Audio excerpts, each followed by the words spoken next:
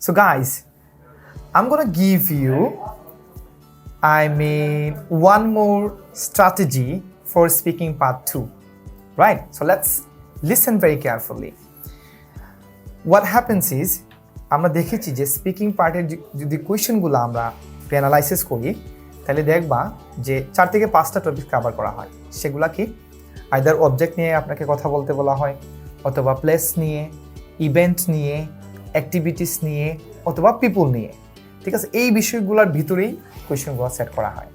So what you need to do is to obviously learn some vocabularies about people, about object, about events and about places, right?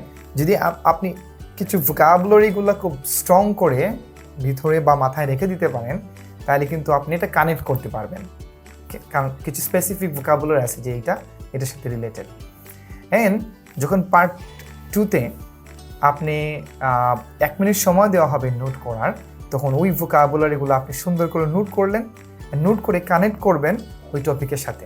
তাহলে দেখবেন খুব সহজেই আপনি কি পাচ্ছেন, idea পাচ্ছেন এবং কথা বলতে পারছেন।